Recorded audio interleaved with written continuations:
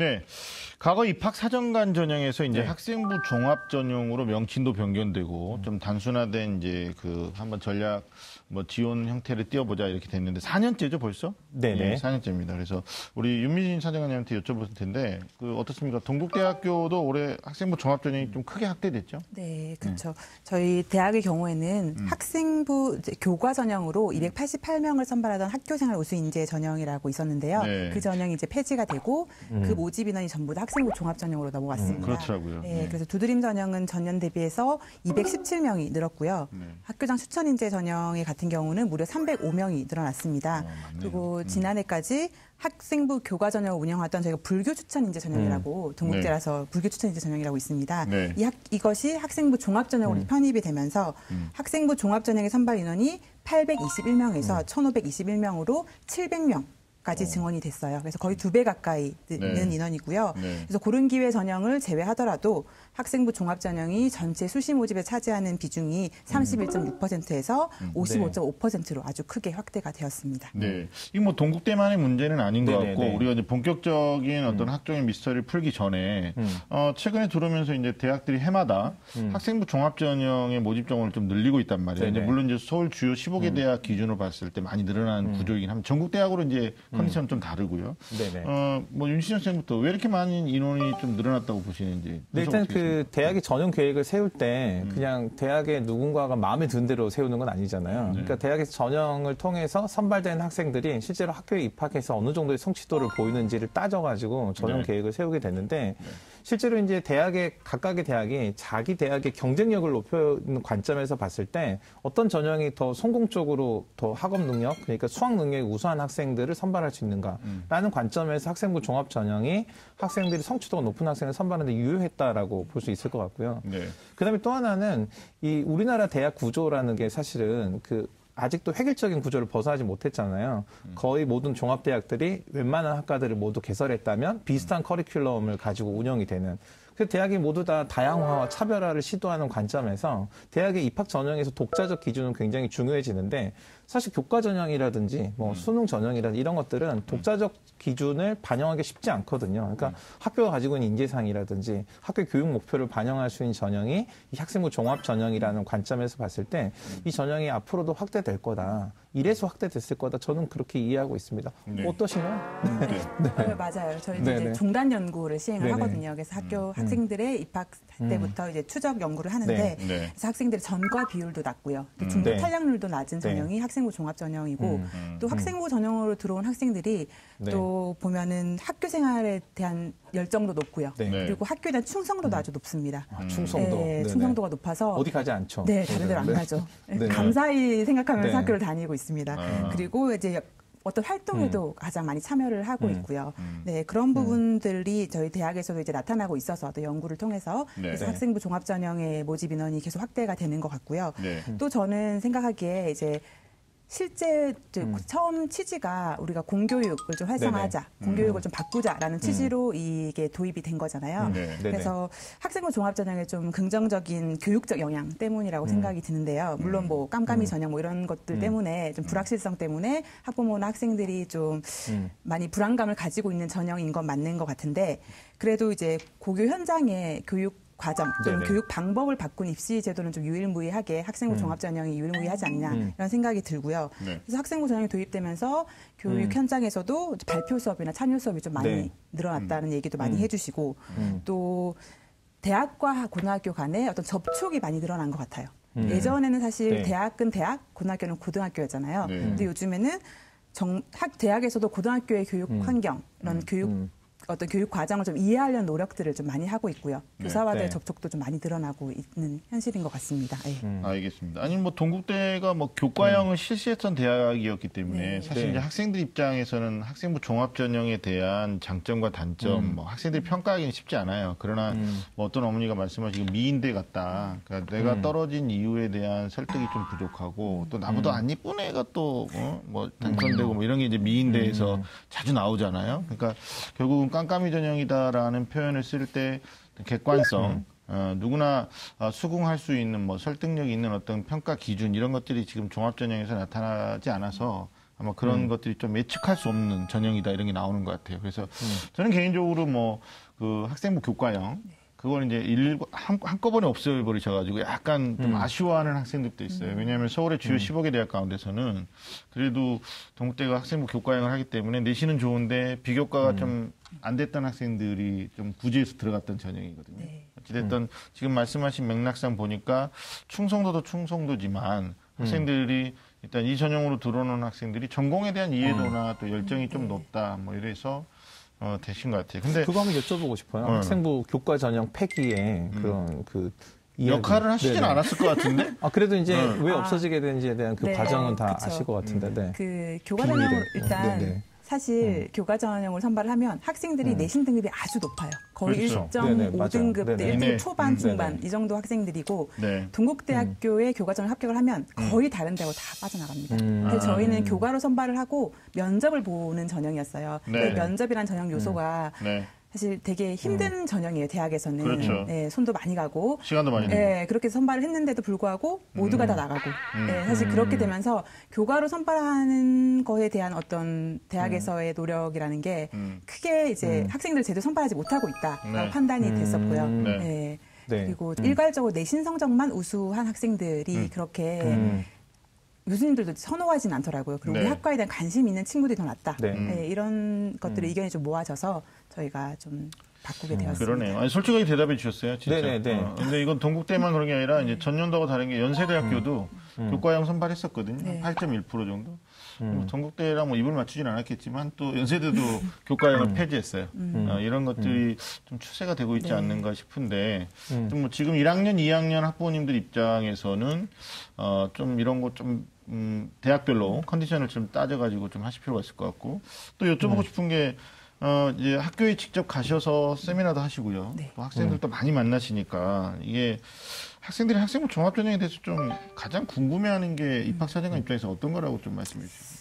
일단 사실 가장 먼저 하는 질문이 전년도 합격생들의 내신 성적을 맞아요. 물어봐요. 예. 네네. 근데 사실 종합전형이라는 것이 내신 성적으로만 딱 잘라서 하는 전형이 아니잖아요. 아니죠. 그래서 네. 물론 합격자의 저희 내신 성적은 다 오픈을 해놓고 있습니다. 네네. 저희가 올해는 다 수시 결과를 다 홈페이지 오픈을 했는데 근데 그 결과만을 가지고 입시 전략을 짜게 되면 이제 실패하기 쉬운 전형이 이제 종합 전형이라고 볼 수 있을 것 같은데요. 네. 이제 왜냐하면 내신 성적이 커트라인의 개념이 아니잖아요. 저희가 네. 이제 합격자는 평균이죠. 평균이고, 네네. 예, 평균이고 그거보다 낮아도 합격을 할 수가 있고 네. 높아도 이제 떨어질 수가 있는 거거든요. 왜냐하면 내신만 좋다고 해서 선발을 하지는 않아요. 아무리 내신이 네. 좋아도 그렇죠. 뭐 1등급 초중반이라고 하더라도 이 학생이 학과에 대한 관심이 전혀 없다. 이런 친구들은 네, 선발되기 어려운 전형이어서 네. 학생들이 이제 내신 성적을 가장 많이 묻는데 그런 질문보다는 사실 내가 이런 활동을 했고 네. 내 활동들이 이 학과에 정말 적절한지 이 학과에 지원을 하면 내가 좀 가능성이 있을 건지 이런 쪽으로 먼저 접근을 하고 내신을 확인해야 되는 부분이 맞을 것 같거든요, 순서가. 네. 적합성을 먼저 따져봐야 되겠죠. 네, 전공 그렇죠. 적합성. 네, 아까 말씀하신 거 보니까 충성도라는 말이 그건 것 같아요. 그러니까 전공하고자 하는 학과에 대해서 어느 정도 이해를 하고 있느냐. 그래야지 중도 이탈 안 하죠. 그다음에 전과 같은 거 하지 않겠죠. 저희도 그래요. 학생들이 특히 학부모님들도 이게 설명 현장에서 보시면 내신이 몇 등급 정도 됐을 때 그러니까 질문 자체가 전제 조건이 그거예요. 내신 2등급인데 뭐 네. 가고 싶은 대학은 여기인데 될까요? 이렇게 물어보는데 네. 종합 전형에 적합한 질문은 아닌 것 같다라는 생각이 듭니다. 윤신혁 선생님도 네네. 학생들이 좀 오해하고 있는 것들이 좀 있지 않을까 싶은데 학교에서 일단 우리 학생들이 일단 그런 것 같아요. 대학에서 제공하는 그 학생부 종합 전형과 관련된 합격 사례들을 이제 학생들이 네. 접하게 되잖아요. 보면 학생들이 입이 떡 벌어지는 학생들이 소개가 돼요. 예를 들면 작년에 소개됐던 학생들 보니까 얘 역사를 너무 좋아해. 그래가지고 평소에 역사책을 보는 걸 좋아하는데 역사책이 각각의 해석이 주어진다는 점이 너무 마음에 들지 않은 거예요. 그래서 내가 한번 직접 해석을 해보겠다. 그래서 얘가 원전을 갖다 놓고 이 역사를 직접 자기가 해석해보는 이런 걸 하다가 부모님이 이제 3학년이 돼서 너 공부해야지 이게 무슨 짓이냐라고 했더니 밤에 침대에 누워서 몰래 이불을 뒤집어 쓰고 이렇게 손전등을 펴가면서 역사서를 끝까지 했다. 뭐 이런 애들. 그다음에 뭐 이건 상당히 좀 몇 년 전에 있었던 학생인데 뭐 어느 날 이제 학교 뒷산을 파다가 우연히 땅이 잘 파지니까 기분이 좋잖아요. 뒷산을 파다가 집을 지어볼까 뭐 이래가지고 땅을 파서 학교 뒷산에다 집을 지어서 실제로 그렇게 해서 합격한 학생도 있었던 거죠. 그런 이제 이런 특별한 사례들이 학생들과 학부모님들 사이에서 이러니까 합격했다더라라는 아주 특별한 사례로. 근데 이런 학생은 사실 우리 일반고, 특히 일반고 학생들한테 찾아볼 수 없거든요. 그렇죠. 일반고 학생들 수준에서 보면 외계인이거나 또라이거나 이렇게 보니까 학생들이 그렇다면 내가 고등학교 1학년부터 또라이가 돼야 되느냐 이건 쉽지 않다.